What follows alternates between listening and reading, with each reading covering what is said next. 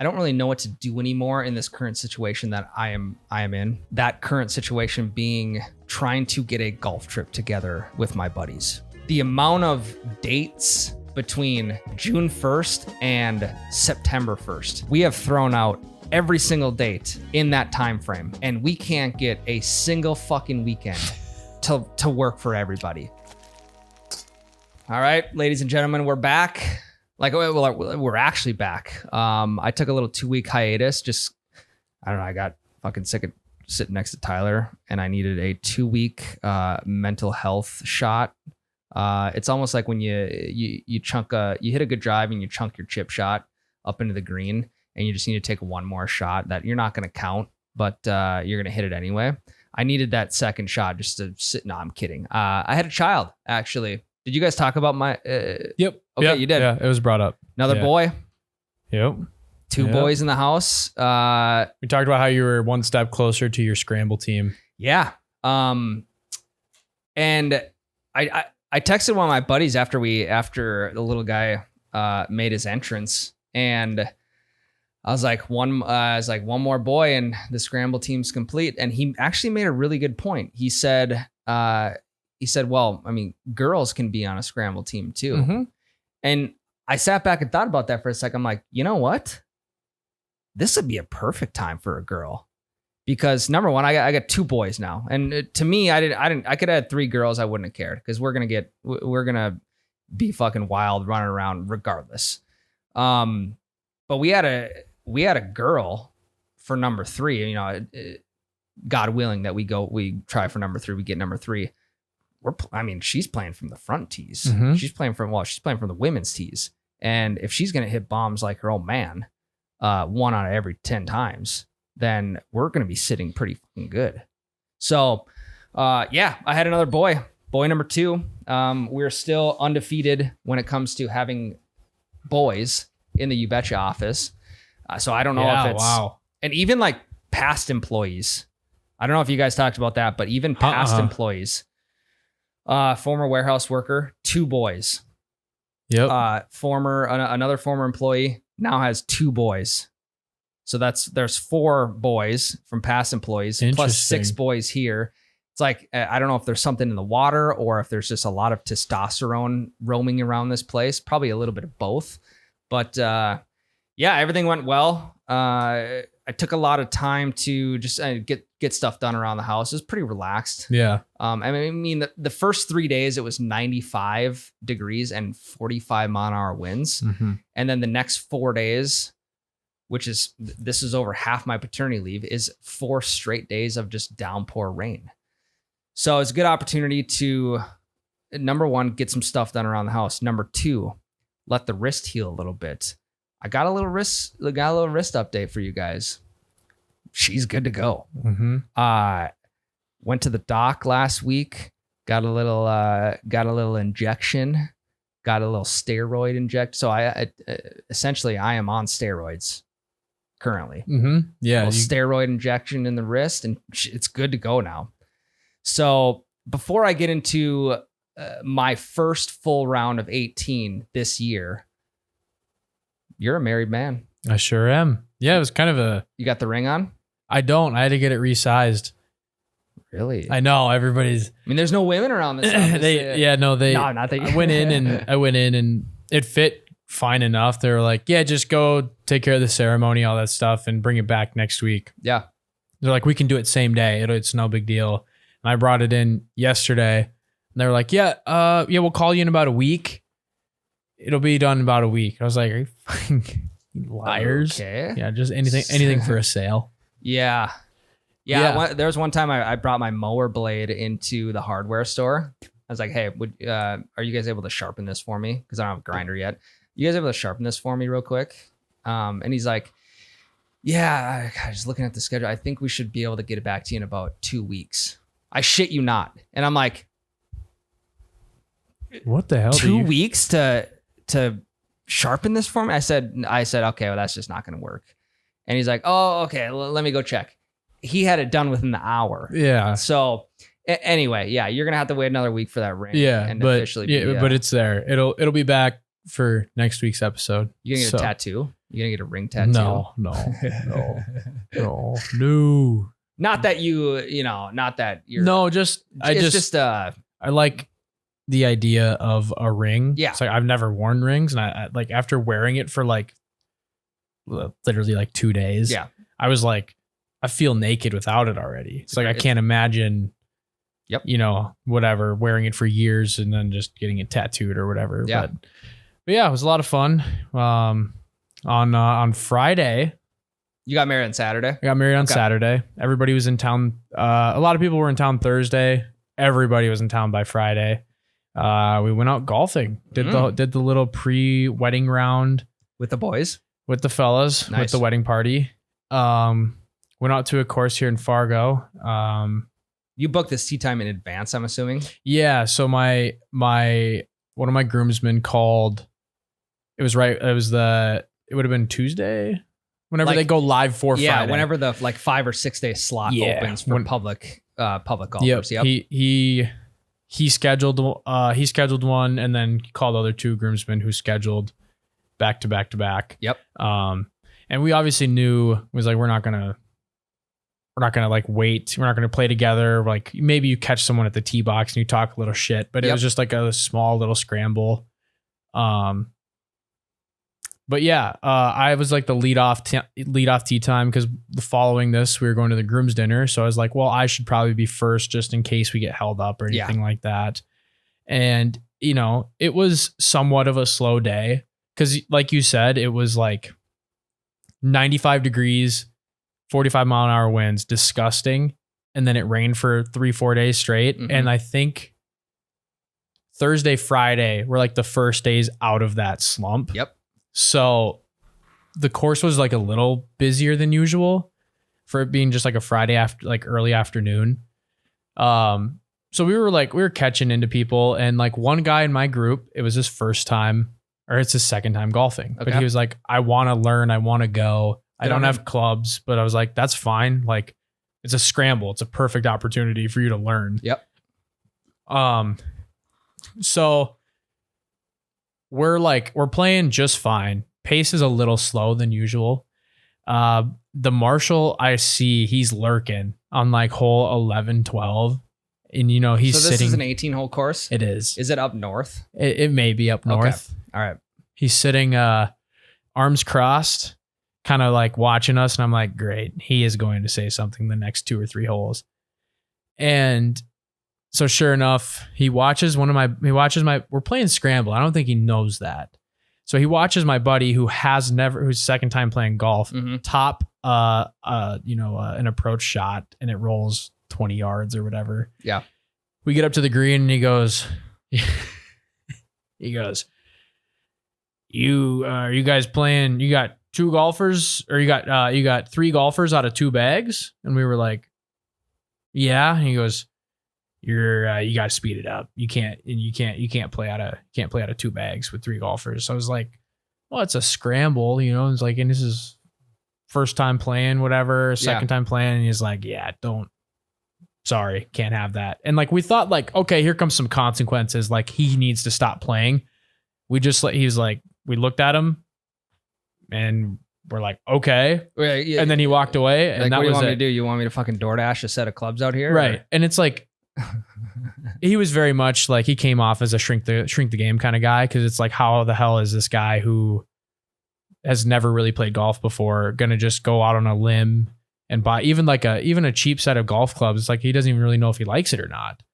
And we were not, the thing is he said, we need to speed it up. And we're like, okay, fine. Like we'll speed it up. I'll swing quicker. And we're right on the ass of the people in front of us in 5 minutes. Yeah. Because it's like, there was nowhere to go. So like we were just, instead of playing into their heels, we were just waiting like normal people. Yep. And then that turned into playing into their heels. The guys in front of us were super cool though. They're a really good group of dudes. So that couldn't have been a better group in front of us to be playing into like that. But I just didn't understand. I think we just got picked on because pace of play was slow. He saw someone who was horrible. Yeah. Yeah. I've never really understood the like if you're riding in a cart with somebody, you're not allowed to play out of their bag. Like even if you guys are scrambling, it has to be one bag to one player ratio.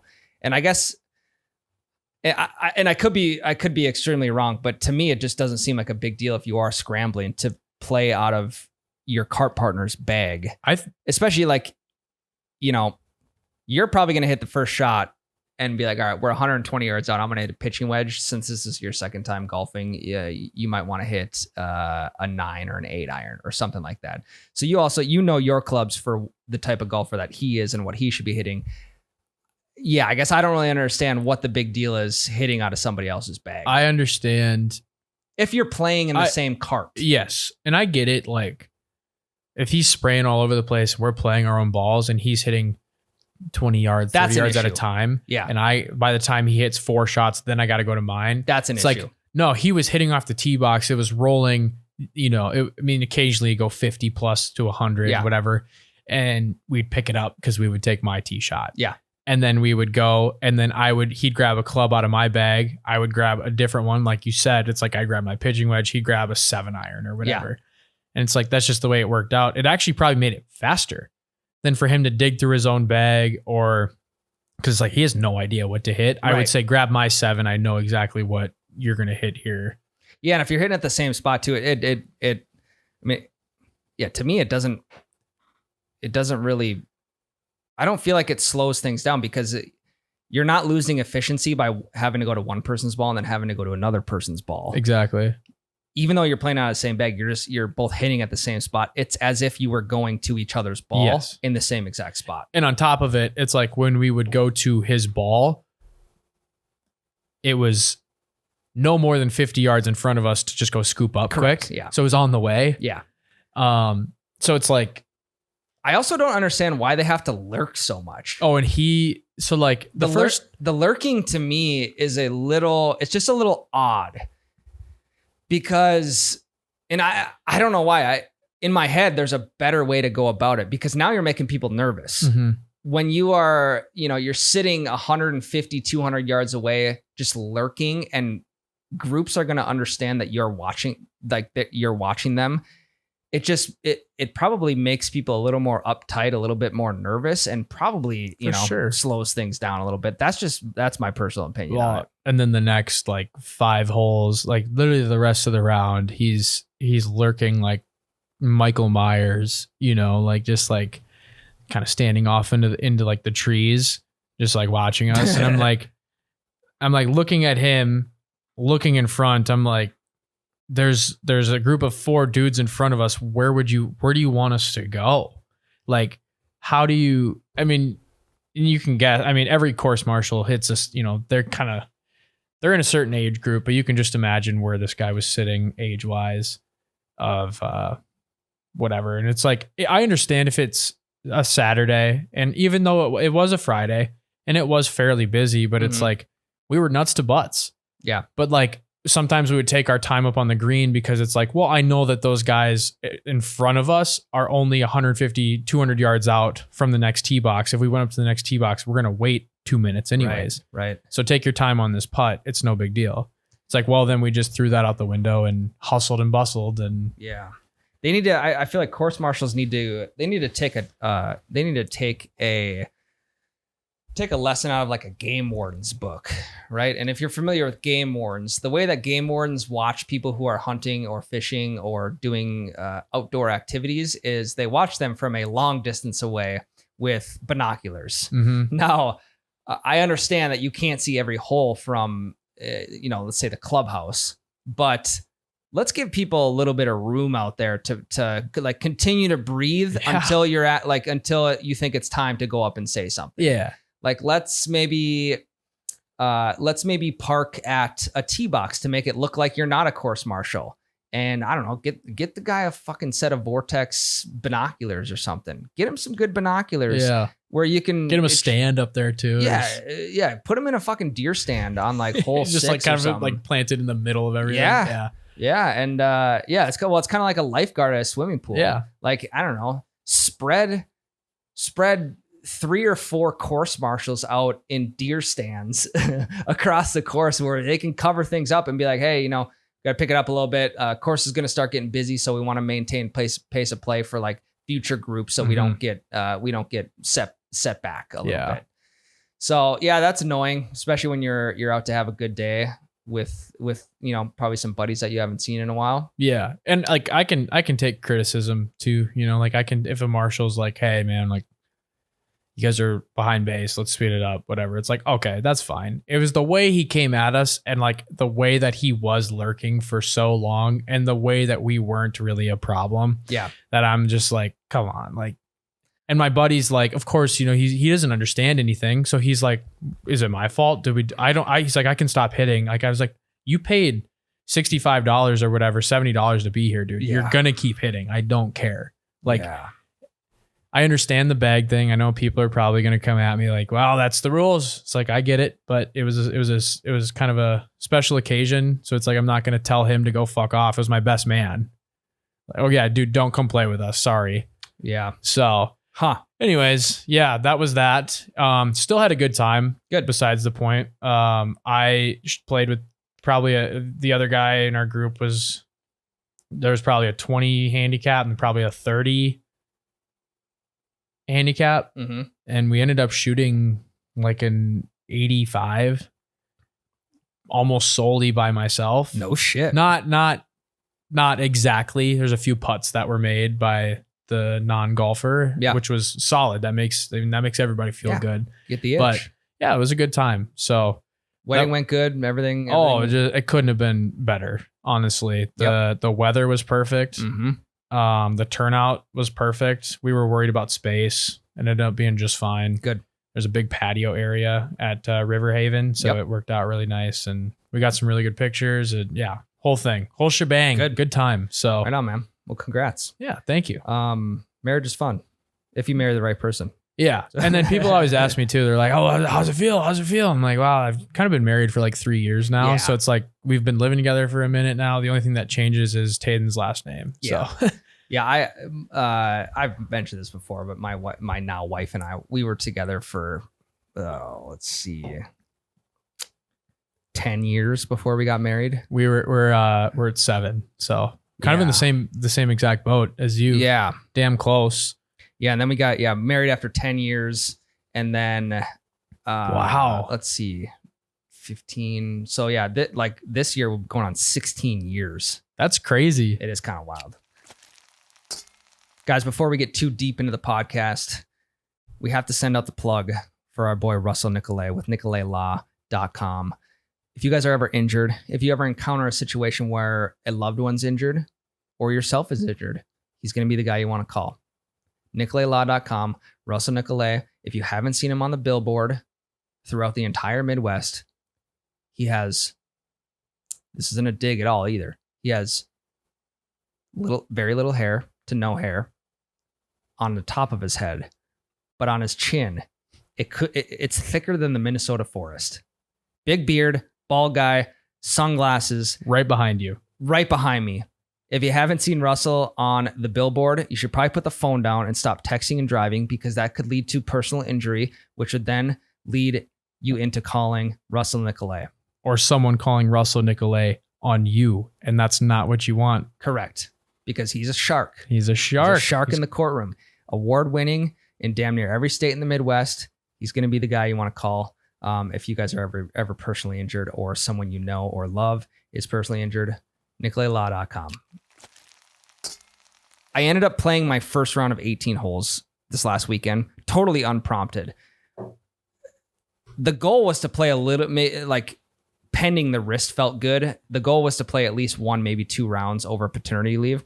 I didn't have anything scheduled because I had shit to do outside that I didn't get to do because of the weather. I got a text on, like, I don't know, it was either this last Thursday or Friday. Shout out my buddy Jace. Jace, he's like one of the best guys to golf with. He's a pretty solid golfer. He's good vibes, good everything. He texted me late last week. He's like, hey, got a tee time for Sunday. Are you available to golf? And I said, well, fucking absolutely. Thanks for the text, because I would have never played golf over paternity leave had you not sent me the text. So we get out on the course, first 18 of the year. Wrist is feeling good. This is like 5 days post injection, and things are feeling pretty good, but I'm also like kind of babying things a little bit. So I don't know if it changes my swing or what it does, but regardless, we get to the first tee box, and naturally I'm taking breakfast ball for sure. Yeah. Even if the first drive is decent, let's just see if I can hit a little bit farther. Also didn't have range time. So we're just going to hit 2 regardless. You're a little behind because of this whole wrist thing. So tendonitis. You probably deserve 3 breakfast balls. I probably deserve like a bucket of range balls on hole 1. Box 1. Yeah. You know? So we're playing blues, which I don't know, it probably factors out to about 6,000 yards. It's a good distance. So playing blues, first drive, chunk shot with the driver. Ball, mind you, the ball is teed up, chunk shot. Okay, well, that's 30 yards. It didn't even make it to the fairway. 30 yards in the rough. Like, we'll call it dead center, 30-yard tee shot. Wrist still solid. Okay after that? Wrist was a little flimsy, but not enough to be like, okay, I got to back off. I got to maybe just hit an iron off tee. Breakfast ball tee shot, 300 feet in the air, straight down the middle. But the wind was at our back, so I actually turned out pretty good. I think I had like probably 110. And it's like a short par 4 to start the round off. So first drive, 30-yard chunk. Second drive, 300 feet in the air. I got about 110 in, which is a good 54 degree for me. And I go into my bag. I have no 54 degree in there. So now it gets me thinking, all right, so we have the simulator here, and everyone kind of keeps their clubs at the simulator. So somebody had to have been hitting, just hitting my 54. And I disregarded to look to see if all my wedges were like, I hit other people's clubs too. Someone must've just forgot to put the club back in my bag because I haven't hit it. And I got no 54 degree, which is the club I use, like 110 and in anywhere around the green, anywhere besides the sand. I'm using that club. So I'm down right away, which is, whatever. Okay, we got a 50, we got a 58 we can deal with. It doesn't really matter. But in the back of my head for the first few holes, I'm like, fuck, did I forget that somewhere? Did I forget it at Sweet Shots? Did I forget it when we went and filmed 9 holes a month ago? So once that I'm like, who gives a fuck? Once that worry kind of subsided, I felt like I settled in a little bit as the round went on, but then looking at my score, I really didn't. So I actually ended up with par on number 1. Number 2, green in regulation, 3-putt. Number 3, which is a par 3, green in regulation, 3-putt bogey. Hole 4, it's the hardest hole on the course. Green in regulation. No, sorry. Miss green in regulation, chip up, 3-putt, double bogey. So I'm like, okay, well, this is how this is going to go. The putter is, it's a club that you can work on pretty much anywhere. Like you can putt in your house, you can putt in the driveway, you can putt anywhere. And that's how things trended throughout the entire day. I think I have it written down. 34 putts on the day, which is just below 2 putts per hole, but still really bad. So I went 45 for a 90 on this course. And mind you, this course is the course that I've shot one of my best scores on before. Were you up north? No, I was in Mapleton. Oh, you were in Mapleton. Fuck yeah, I was. Best course in the area. Yeah. So I went 45 for a 90.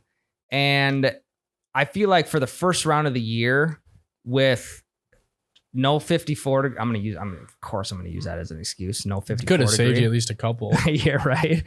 No 54 degree and a bum wrist that I'm coming off a fat steroid injection with. I'm pretty happy with that. I was going to say you should be pretty thrilled with that. That's a pretty, obviously you come out. No one wants to shoot 90, nor do I ever want to shoot 90. But I mean, You come out and you shoot 100+ or some shit like that. Oh, like God, that's then going to feel horrible. That's going to feel bad. Because like if you're, if your wrist is not feeling good or Yeah. whatever, or the 54, you actually overshoot a couple of greens with the 50 or whatever the case may be. Yeah. It's like, and you shoot all of a sudden you look at the score at the end of the day, it's 100. It's like, that feels bad. Yeah. Like a 90 on a beautiful day with great playing partners. That's still a good feeling. Yeah. And first round of the year. Now, if I shoot 100+ and all those other factors still mixed in, I'm going to be a little bit disappointed. Yeah. But regardless, I figured out, and we've talked about this before, but like your attitude about how you're playing, I feel like it's directly affected by the people that you're playing with. Yeah. So Yep. I can go out and shoot 90 and still have a great time, not lose sleep over 34 putts, because the guys I'm playing with are like, I would go out with this group of guys again. The other two guys, they were my buddy Jace's coworkers. I didn't know them at all. Ended up being the great dudes. Yeah. So attitude is definitely, it's definitely directly affected by the people you're playing with. So that's why we've had questions come in on the pod before of like, hey, I like my longtime golf buddy is like pretty toxic. What should I do? Get rid of them. Yeah. Like do whatever you can to get rid of that person and not have to, like, maybe only play a round or two with them per year. Because the people that you play with are going to, they're going to contribute towards your mental a lot. And now this upcoming weekend, kind of the same group of guys plus more. My old neighbor, who I met my buddy Jace through. My old neighbor, him and another one of his buddies. It's their birthday weekend, so they do like a birthday shootout every single year. That's cool. I think this year there's like 12 and 16 guys. So they do a 2-person best ball handicapped tournament essentially. It's a random draw for who your teammate is. I know 2 of these guys, my old neighbor and my buddy Jace. The other 9 guys, 10 guys, whatever it is, I really have never met. I end up getting paired up with my old neighbor. So this weekend's going to be a lot of fun. Weather's going to be good. It's the same course I just played. So the beers are going to be flowing. We're going to be hitting some, I'm going to hit that sweet spot and I'm going to try and stay there as long as I can, because if I push myself past the sweet spot, that's when things start getting a little bit dicey. And I try and start hitting the ball like fucking Martin Borgmeyer in the long drive competition. That ain't me. That's not a spot I'm supposed to be in, because that's when things get really, really hairy. Yeah. But it's going to be a good time. Now, as I'm playing, the first few holes and then a couple holes like towards the end, the course had a decent amount of winter kill on the greens. And it got me thinking, like, I'll blame it on that. Okay. I'll blame my poor putting performance on just like the hairy greens that we were playing on, and just not knowing how many times my ball is going to bounce by the time it gets to the hole and what direction those bounces are going to push it. So it kind of got me thinking, is playing on a shittier course actually harder than playing on like a beautiful, super well-maintained, well-kept course? Like say we were to play, let's just go TPC Scottsdale, just because it's one of the most well-known. Yeah. Is TPC Scottsdale, which is like in prime condition this time of year, or sorry, like earlier in the year, versus playing like a shitty course, is TPC Scottsdale harder? Or is playing the shittier course harder because you have constant bad lies? You're putting on, you're putting on hairy greens. You don't know which way the ball is going to go. What's tougher? And as I'm thinking about that, I'm like, I think playing on a shittier course is tougher than playing on a really nice, well-kept course. And let's say you're playing the same exact yardage on both. Yeah. So a shitty course, you're playing 6,000 yards. Scottsdale, you're playing 6,000 yards, whether that's from the whites or wherever. I think playing a shittier course is going to be tougher for guys like us. Yeah. I could be totally wrong. On the well, yeah, there's definitely like pros and cons to both that would contribute to like a good or a bad score, because it's like on those well maintained, especially if you're leaning into the professional side, there's a lot less room for error. Correct. When it comes to you're in like the tall stuff. Yeah. It's like that's tough. And Maybe like some of the rough at these really nice courses, there's potential that you could just drive right past your ball because you don't see it from a distance. You know, it's going to be sunk down in there. Yeah. And you could even take a step back and not even say like these professional grade courses, just like a very nice higher end country club. Sure. Like, cause, or let's just say it. I played out at Oxbow one time and played really, really well, because it's a well maintained course. It's mint. And every lie was just fine. Like the greens were incredible. Yep. You're not going to be hitting off like super dry dirt patch in the rough.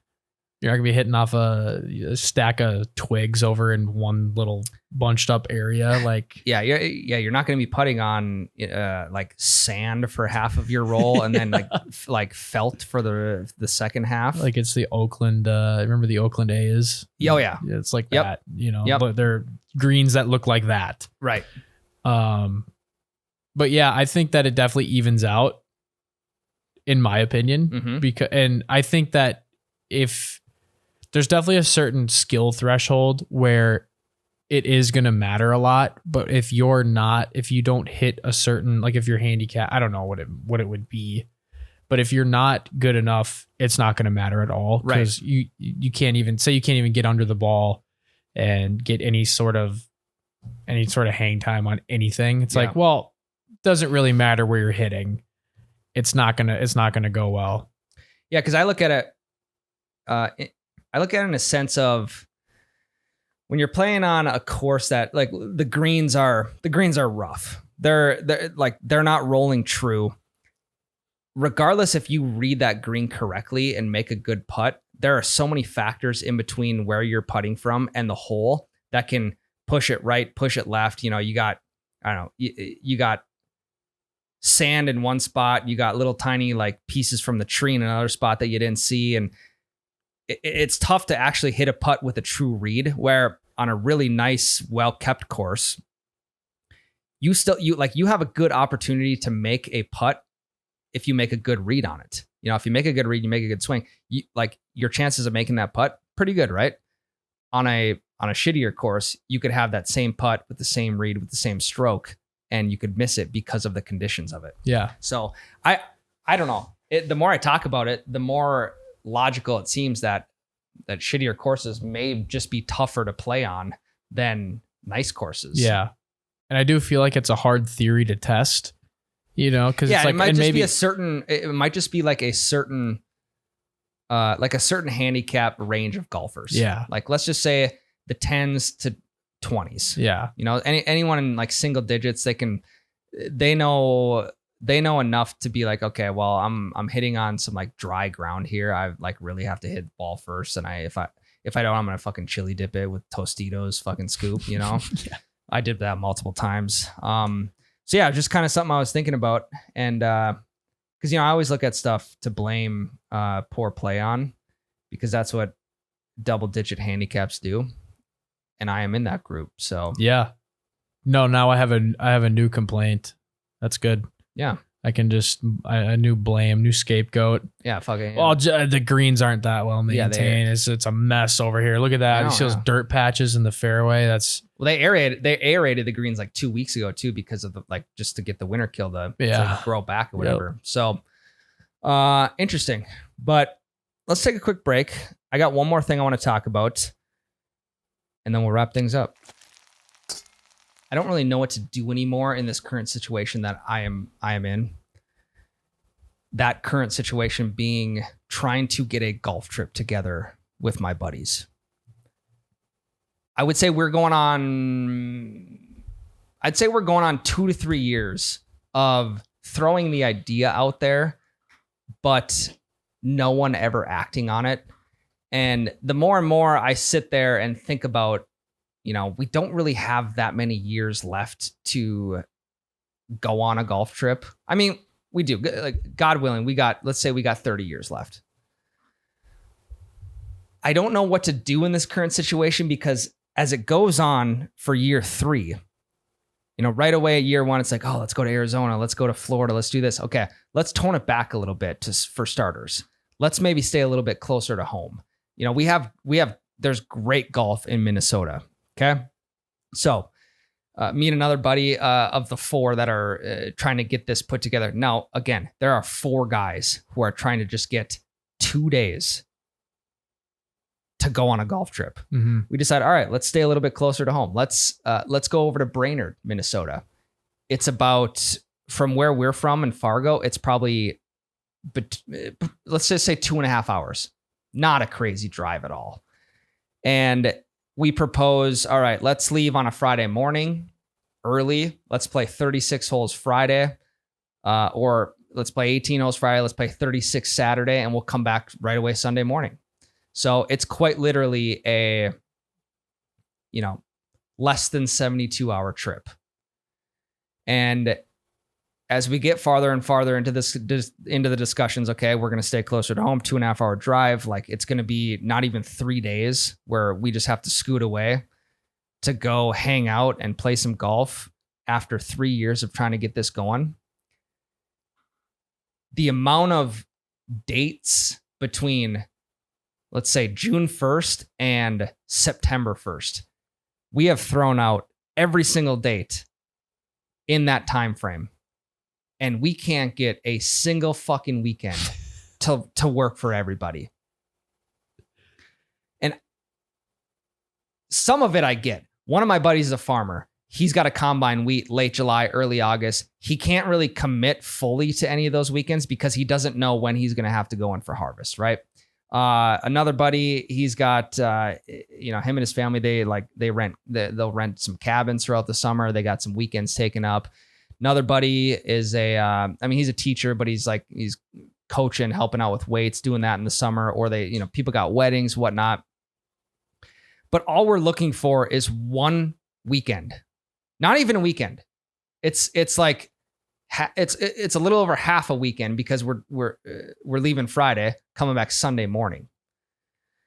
And now, if this was let's say this is a bachelor party, all 3 of these guys are probably in, right? It's like, we'll work the schedule around. And like, how about we just start treating golf trips like mini bachelor parties? Because that's essentially what they are for us. People, like, we can commit to a bachelor party because, hey, we might never get to do this again. But we can't get 4 guys to find a single weekend to go on a golf trip for 2.5 days. That's only 2.5 hours away. I'm at a loss on what to do next. I'm not even that hopeful anymore that it's going to work this summer. And if I got to wait another year to get out as a foursome for 2.5 days with my buddies, I might just say, okay, see you in 2035. We'll try again. We'll try again in 10 years. Maybe we should get it on the calendar now so that everyone can make it. I like the idea of treating a golf trip as like a bachelor party, because let's treat it with the same importance. Yeah, because it is. This past weekend, just got married, whatever. So it's like you go through all this planning, all the whatever, and it's done in like, a blink of an eye. So then you're thinking like, man, that's it. That was it. Never going to do that again. Done. It's like in your head, just plan stuff with that type of, with that mindset of like, hey, let's make sure we do this again. And let's have everybody get that excited over this golf trip now. Like, let's put this type of effort. You don't even have to put a quarter of the effort into like the bachelor party stuff into a golf trip, especially a drivable day trip. Yeah. Like golf trip. So, and it's not the significance of a bachelor party. There's more significance to a bachelor party than there's a golf trip. But let's start treating them a little bit like a bachelor party, to where, we had thrown the original idea out probably in March. So March, April, May, June, July, August. We are anywhere between 3 and 5 months planning this in advance. So I may be in the wrong here. Do I got to start planning this 6 to 12 months in advance? But then the discussion becomes, well, I'm not really sure what we're going to have going on that month. Like if we're going to be renting a cabin, or if I got this event going on or whatever. It's like, let's just make the golf trip the event you have going on 6 months from now, Yeah. So I don't know what to do. I need some advice from people who have successfully planned a 4-person golf trip for 2 days that is drivable in 2.5 hours. It should not be this hard. Yeah. I mean, it's not going to get any easy. Like, no, it won't get any easier. Definitely not. So if you can't, it won't get any easier for another 10 to 12 years, maybe 15 years when everyone's kids are like fully grown and you but then you're in sports. Yeah. If kids are playing baseball and doing shit like that, like your weekends are probably gonna be taken up doing that. And then just like also the weight of the trip can't get any easier. Like a 2.5 hour drive, like people, obviously you dream about the flying cross country to the vacation destinations and playing, I don't know, however, 4 or 5 rounds of golf, whatever you got. But it's like, that's not necessarily attainable for everybody. And that's totally normal. But which we understood. We came to that conclusion. We're like, dude, Brainerd has phenomenal golf. Let's just go there. I mean, 2 out of the 4 guys, me and my other buddy, are usually like the lake cabins we go to are only an hour and a half away from Brainerd. So instead of going to the lake that weekend, we'll just drive another hour and we'll be on a golf weekend, I don't know what to do. Yeah. Maybe I don't know if I should give up or if I should keep prying to then hopefully, I don't know. Maybe what you need to do is just reach out to these guys and just say, hey, like if maybe there had to be a date in there or a weekend in there that was close. There's 2 of them. Okay. There's end of July and there's early August. Just say it. There's got to be something that's close. But that's right when wheat harvest is. So, and my buddy Adam, he doesn't know when he's going to have to be in the combine. Yeah. So yeah, we'll get tough this one. We'll get this thing planned, and then odds are he might not even be able to go. Yeah. So there's not and then this was a good move. My buddy Jared, he's like, this is fucking getting out of hand. And then we got guys taking shots at other guys, like just like kind of unprompted, unnecessary shots at like why they can't do this weekend. It's like, all right, well, we can't take shots at my buddy Adam because he has to show up for his livelihood. Yes. Which is putting food on the table and making money for his family. So there's shots being taken. There's fucking dates being thrown around all over the place. No one can make it work. And then, so my buddy Jared, he makes a shared note, like a shared note calendar in the iPhone, shares it with us.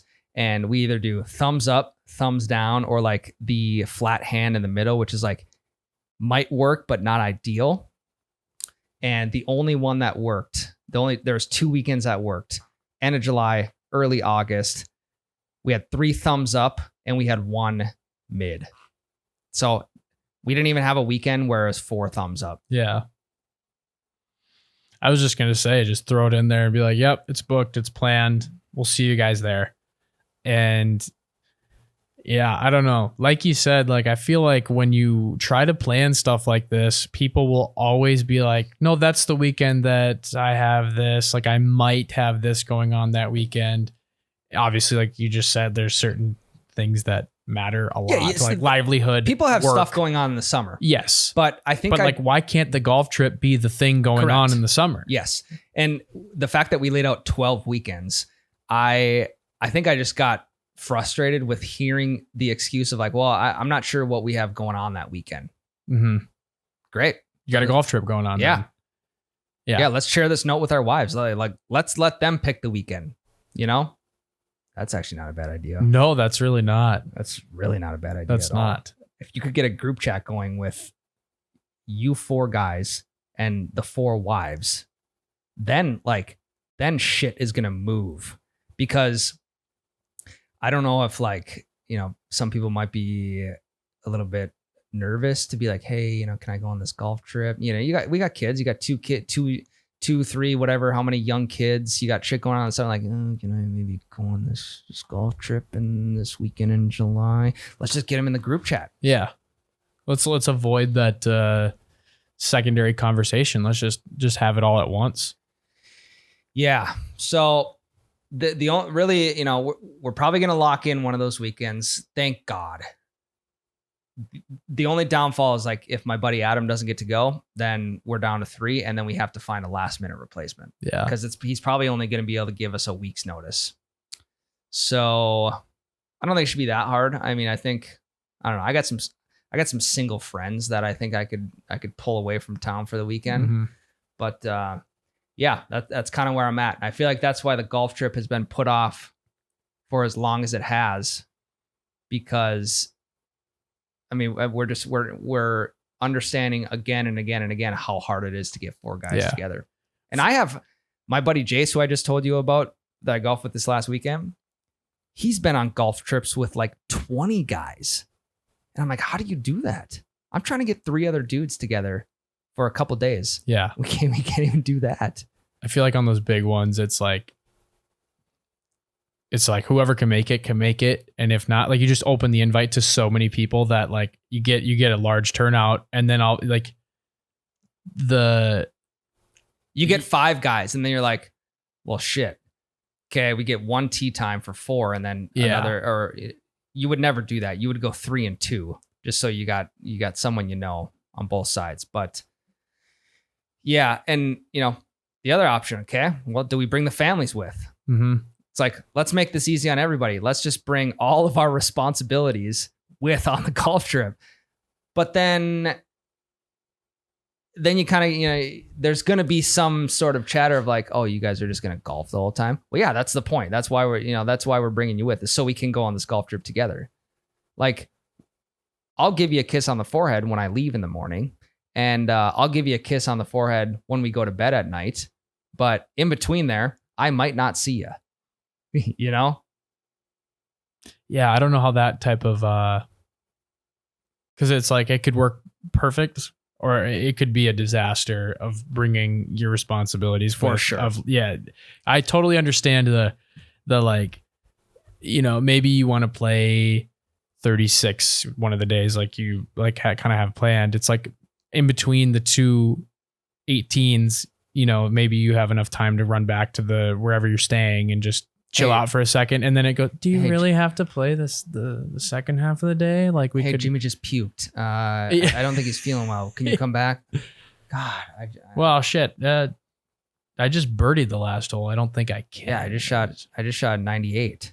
Like I got to break 90 in this second 18. And then it just gives your playing partners a scapegoat too if they're playing like shit too. You can't leave. The wife called. Yeah, Jimmy's sick at the broom. I got to go back. Sorry. It's like, you're lying. You just triple bogeyed the last 4 holes. I'd leave too, I guess. You suck. But, yeah. Maybe you should just open this up to conversation though. Open it up to anyone who's listening, and just say like if they have any successful golf trips that they've put together, like how that's done. Successful golf trip as. Because is your group of friends, are they married or they have kids? Is it a mix of everybody? All of them are married, and 3 out of the 4 have 2 kids. 1 has their second on the way. Yeah. Okay. So all of them are below the age of 3.5. Okay. So planning a golf trip as a married individual with a family, and because there's obviously, if you're a single dude, if you have a group of single friends, it becomes a little easier to plan something like that. A lot easier to plan something like that. So maybe anyone who has planned a golf trip with a shitload of responsibility back at home, how they've done that and how that works out. I also do feel like once you do it once, everyone realizes how much fun it is. For sure. Maybe the wife realizes like, wow, he came back in a really good mood after that. And like, he was like, You'd hope they realize that. it like opened up like a whole, like he came back and did all, clean the garage, did all this and that. And like, and didn't complain once. And it's like, maybe that opens up, like it makes it easier in the future to plan it because of like you and your buddies realize, wow, this really was worth the hassle I went through to make it happen. The wives realize like, wow, that was good. I'm glad I let him go somewhere for 3 days. He came back in a good mood. He golfed less when he came home. Like you probably golfed out for a little bit after a golf trip. So maybe just pounding the table and making it, just forcing it to happen once opens up this, like the floodgates of then like, hey, let's plan it again next year. Like right now, let's get this scheduled right now. So. Yeah. And I know money doesn't buy happiness, but you know what money could do in my situation right now? If I was rich, I would plan a getaway weekend for our wives and kids. I would cover the entire bill. I would probably book something that is on the way to the golf course so we can drop them off and pick them up on the way back. I would cover the entire bill for them. I would cover the entire weekend for the boys, and we would have a golf trip. That's what I like. Money buys happiness in that case. Yeah. And if I was rich, that's what I would do. Yeah. So maybe get all the wives together for a spa day.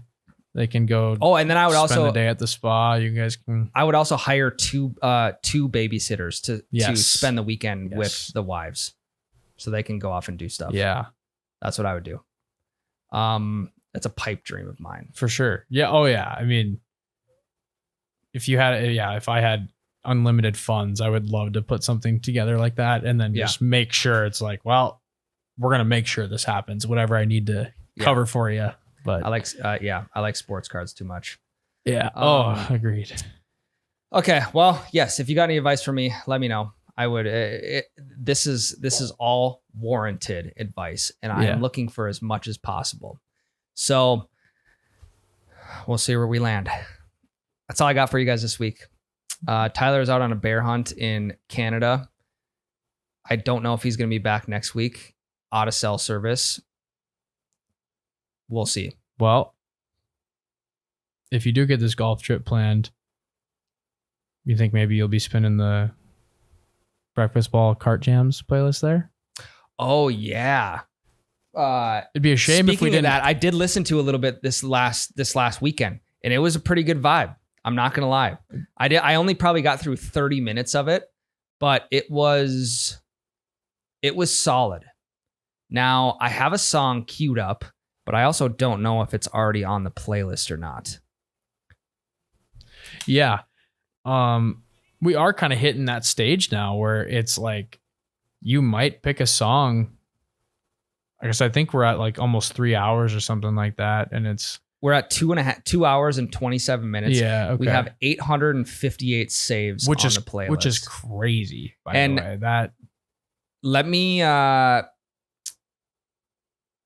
want to admit to one thing right now. Okay. When Highway by Shabuzi came on, I skipped it. Okay. So I apologize for that. And people make mistakes, and we learn from mistakes, which I did, because week 1 I picked Highway by Shabuzi, and it was not the right pick. So, and maybe it just needed some field testing too, and correct. You just took it out there, and it just wasn't right, and that's okay. Shit happens, and I think it's also fine because there's probably people out there that don't skip it when it comes on. Yeah. There's a small group. I'm sure. The thing about this playlist is there's 858 saves or whatever, and that's 858 people with different music tastes. Correct. So it probably certain songs resonate better with people on this playlist, and then I'm sure people skip songs that we love, like we thought were great listening to it, And it's like I'll see comments on the podcast. People will say, "Hey, great picks this week," and then people will also come and be like, "Hey, I hated them." So it's funny. I get it. I totally get it. Completely subjective. So okay, here and Tyler's the one that's got to add him to the playlist, but we'll have him add I think this one. I think he added me as a collaborator last week. Okay. So I think I can add them. Okay. So my B-ball cart jams pick of the week is going to be Beautiful Day by U2. Okay. Yeah.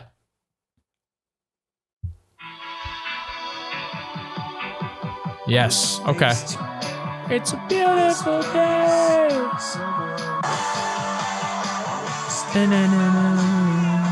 Yeah. Okay. I like it. Beautiful Day, U2. Cue it up. As long as it's a beautiful day. As long as it's a beautiful day. But even if it's not, let's make it one. And then my pick for the week is going to be Hold the Line by Toto.